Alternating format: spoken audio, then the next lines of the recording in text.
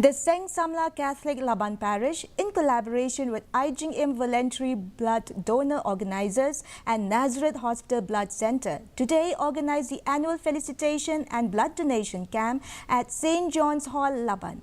Dr. Sanjay Kumar Sen, in charge of Nazareth Hospital Blood Center, said that blood donation is beneficial to the patient who needs blood, but also provides much-needed succor to the family.